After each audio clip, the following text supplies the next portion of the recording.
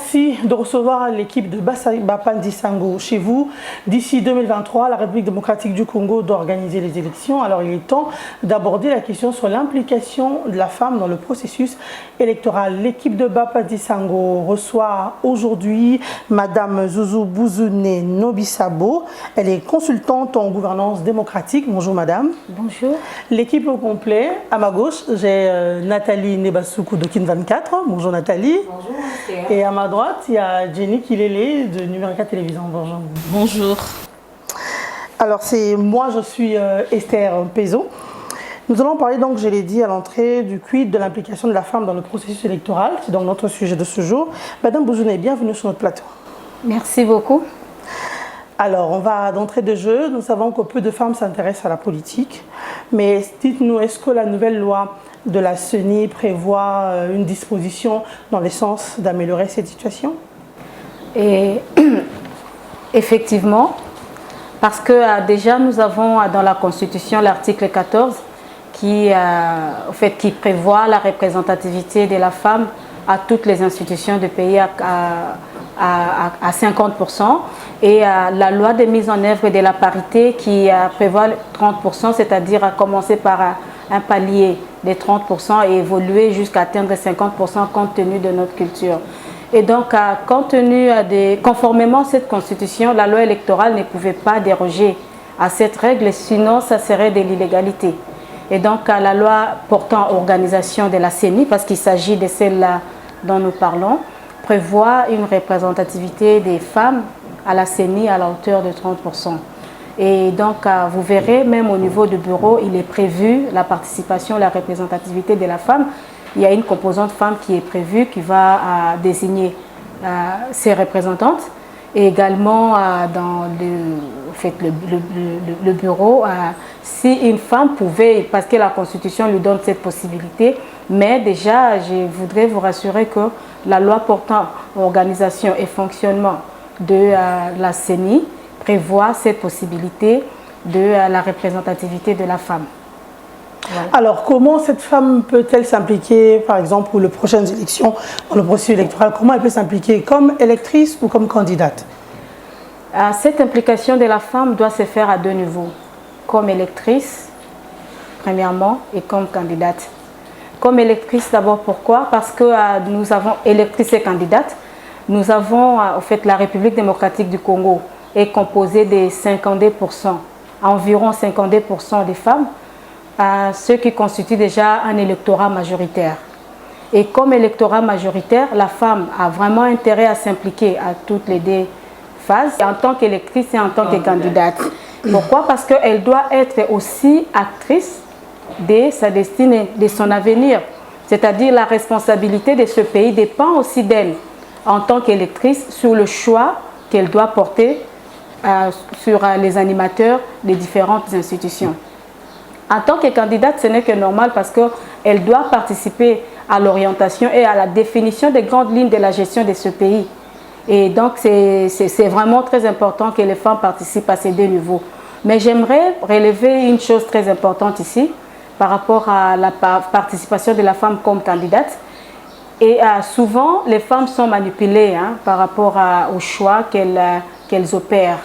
Elles sont facilement manipulables, tout simplement parce qu'elles manquent un certain nombre d'informations s'agissant de la manière dont les choses doivent se passer. Et également, des personnes essaient d'utiliser le fait qu'elles sont pour la plupart analphabètes. Et ce manque de communication fait que les femmes sont souvent prises en otage par certains politiciens sur terrain pour obtenir leur voix. Et donc, c'est vraiment très important pour nous que les femmes participent en tant que candidates et en tant qu'électrices. C'est bien dit parce que vous parlez de la manipulation de la femme, madame. J'aimerais aussi m'en tenir au concept de cette émission, l'implication de la femme dans les processus électoraux. Sûrement, beaucoup de femmes qui nous suivent ne savent même pas c'est quoi le processus électoral. En fait, le processus électoral, ça fait partie des étapes qui concernent les élections. Nous avons 3 étapes ou 3 phases. Il y a la phase après-électorale, la phase électorale et la phase post-électorale. C'est vraiment très important pour les femmes de connaître ces différentes étapes parce que ça peut lui permettre de participer d'une manière utile. Et donc, dans la phase préélectorale, il y a toute cette question des préalables avant d'organiser les élections, notamment la question de la loi, des cadres légaux, législatifs et réglementaires. La femme doit être informée qu'il y a un certain nombre de réformes qui est en cours ou qui a été entreprise par rapport à la mise en place de la nouvelle équipe de la CENI et également par rapport à la loi électorale qui va arriver et également par rapport à un certain nombre d'opérations, notamment à la révision des fichiers électoraux et à bien d'autres opérations qui peuvent se faire avant l'organisation des élections. Et la deuxième phase, c'est les jours de scrutin. Les jours de scrutin, la femme doit être informée de ce qui se passe.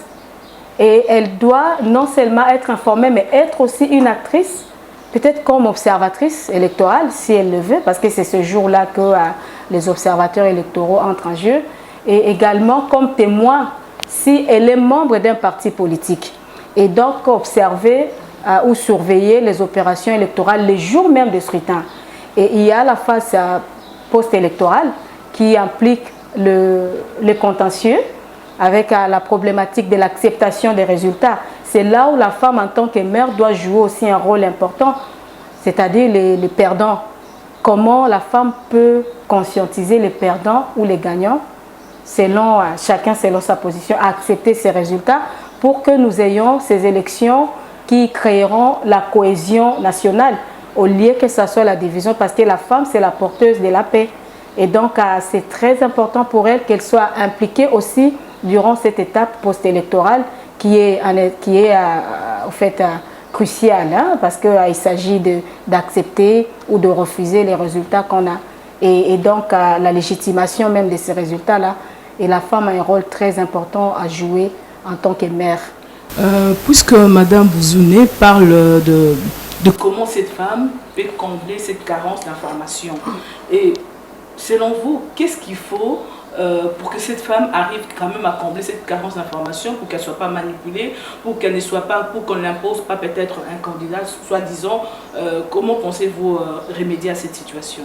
Par rapport à cette situation-là, nous tombons dans la question de l'éducation civique et électorale. En fait, c'est la question du civisme. Il est vraiment important que la femme soit informée à travers un certain nombre d'activités, notamment la sensibilisation. Une grande campagne de sensibilisation doit être faite et en langue, parce que vous comprendrez avec moi que la plupart de nos documents sont écrits en français.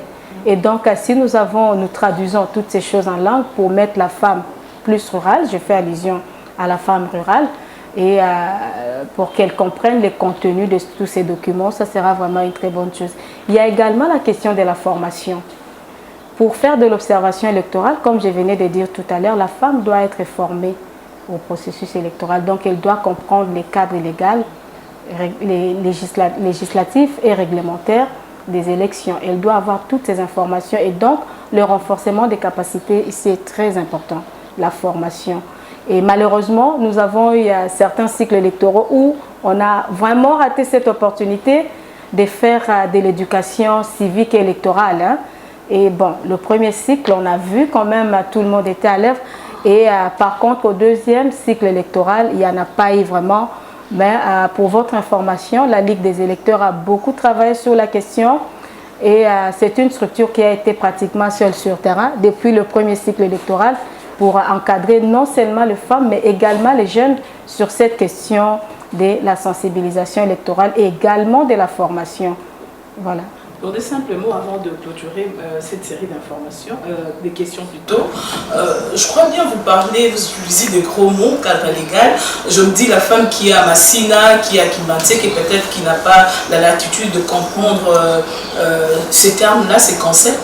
Dans des termes un peu plus simples, c'est quoi le cadre légal? Parce que c'est ça même le fond des élections. En parlant de cadre légal, ici, j'ai fait allusion à la loi. Vous savez, nous avons la loi électorale qui organise même les élections, les différentes étapes des élections. Il y a les élections présidentielles, législatives, nationales, provinciales, les élections locales, municipales et urbaines. Et donc, cette loi électorale, c'est ce qu'on appelle les cadres légaux. Les cadres légaux et législatifs. Donc, il y a la loi et puis il y a la Constitution qui est là, qui pose même la base. Parce que c'est la Constitution qui est la base de tout. Et la loi électorale s'élabore conformément à la Constitution. Sinon, là, nous tombons dans l'illégalité.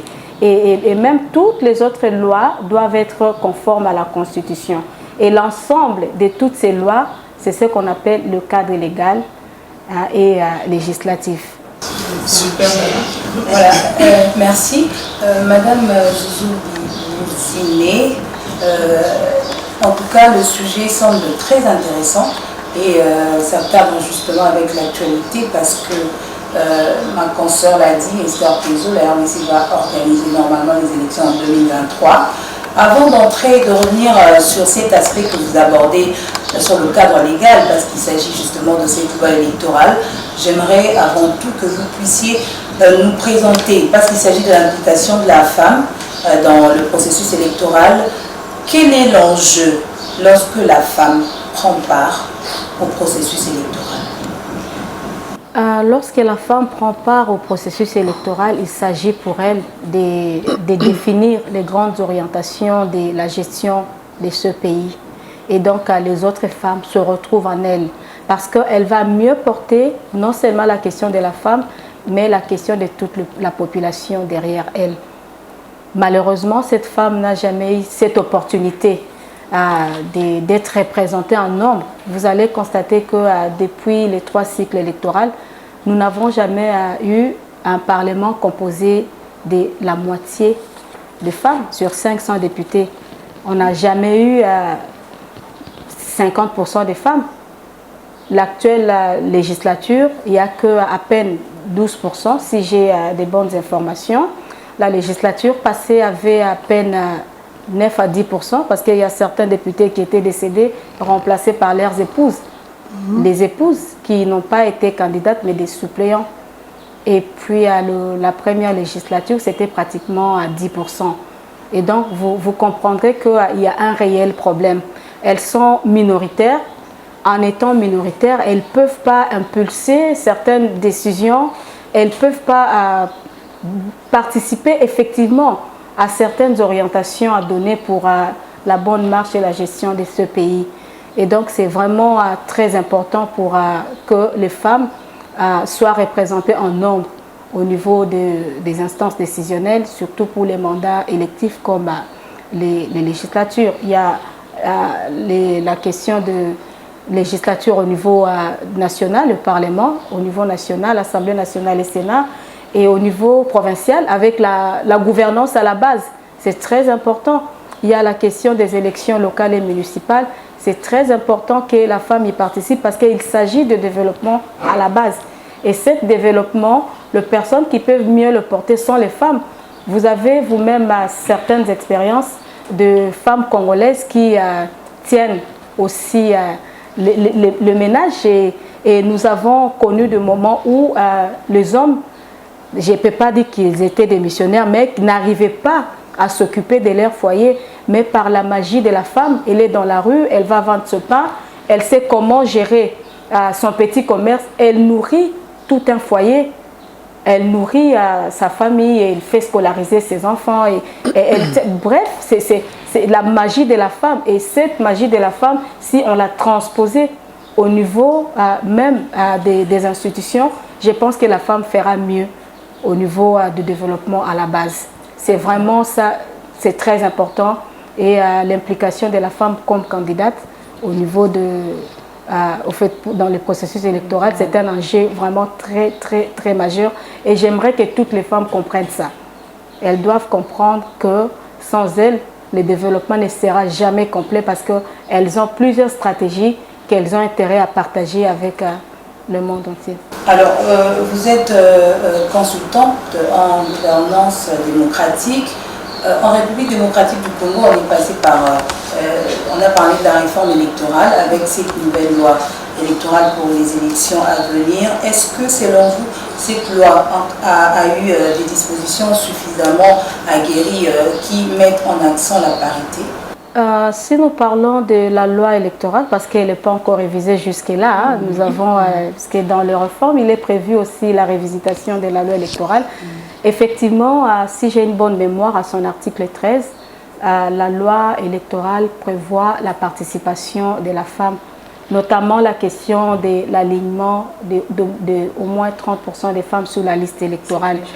Malheureusement, il n'y a pas eu des mesures d'encadrement, il n'y a pas eu de contraintes. Hein.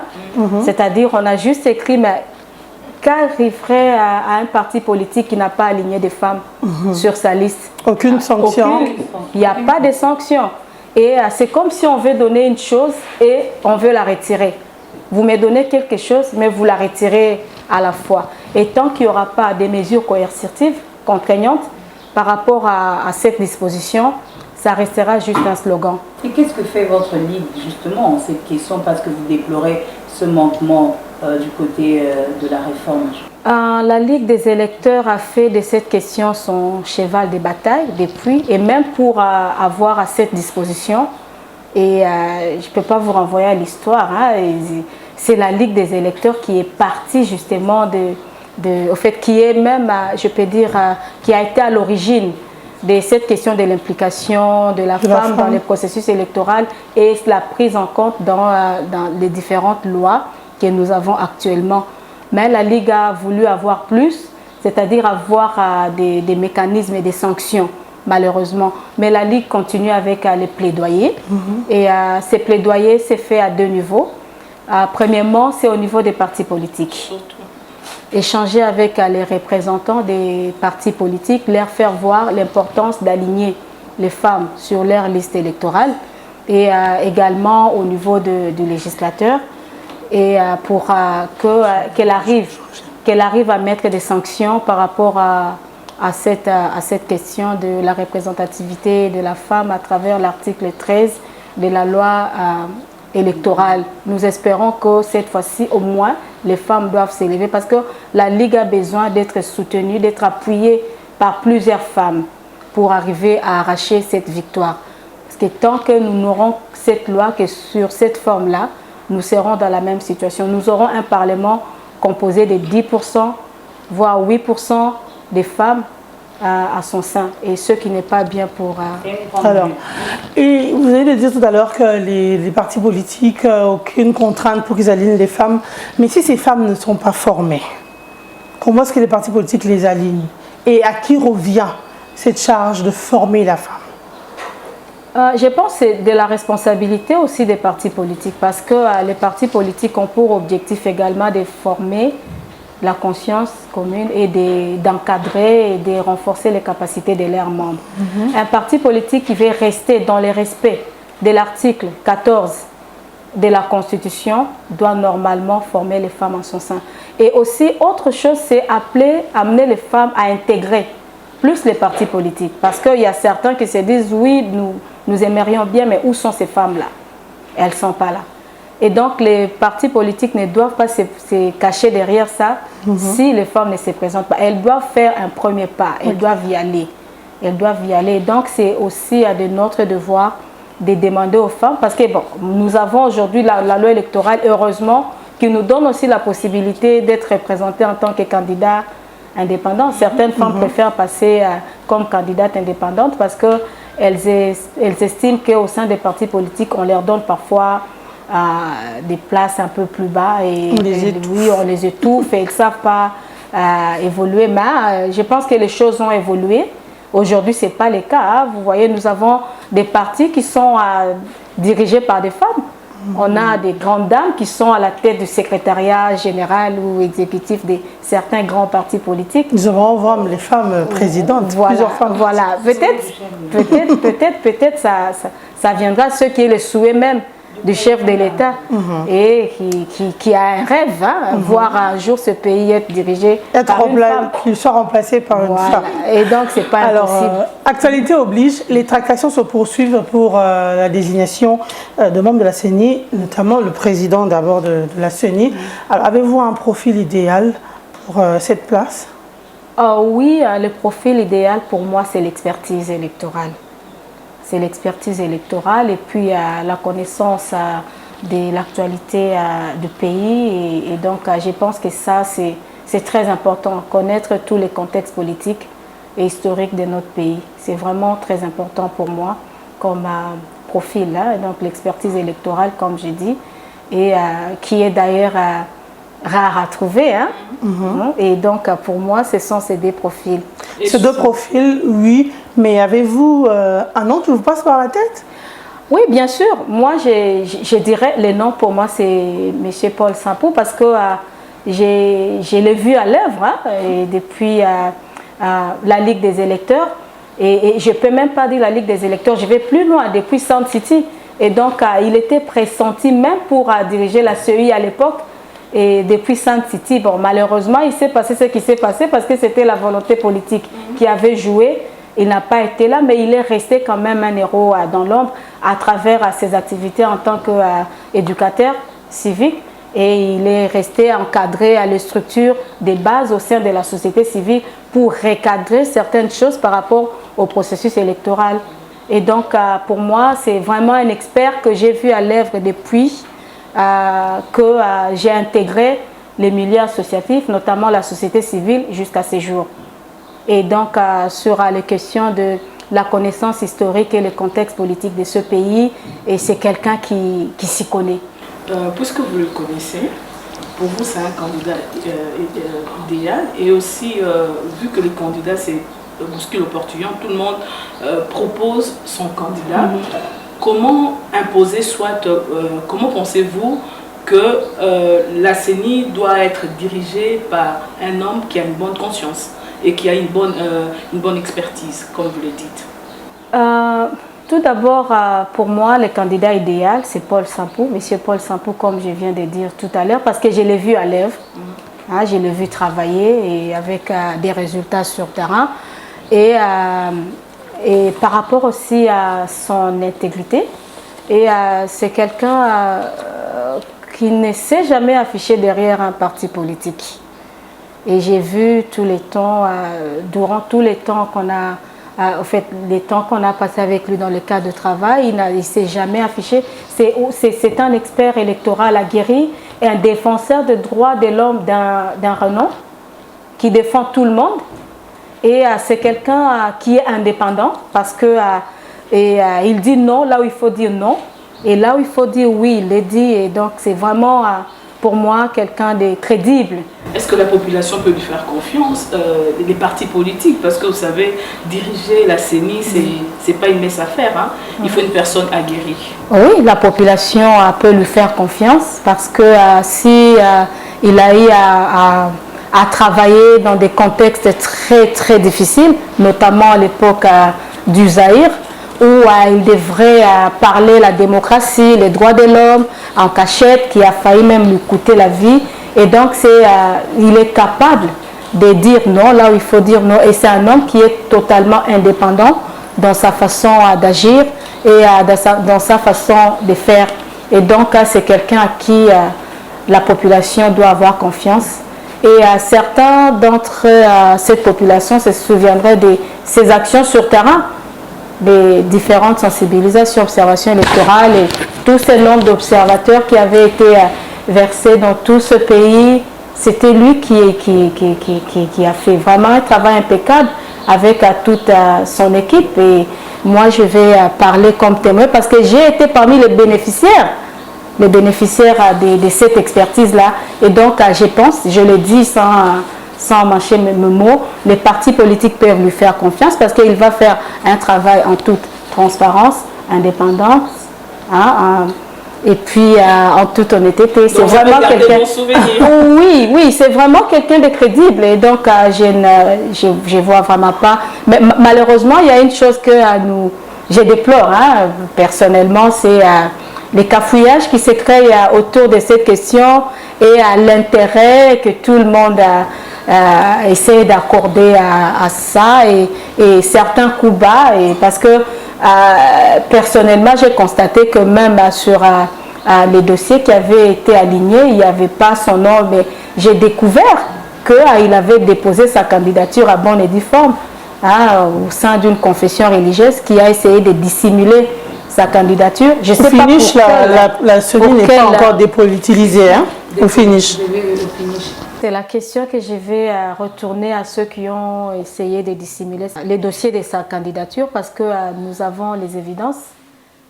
Hein, il y a l'accusé des réceptions de certaines confessions religieuses qui ont reçu sa candidature et avec les images et tout ça. Mais malheureusement, ces confessions religieuses n'ont pas mis son dossier sur la table. Et la question que moi je vais leur poser, mais pourquoi ils ont si peur?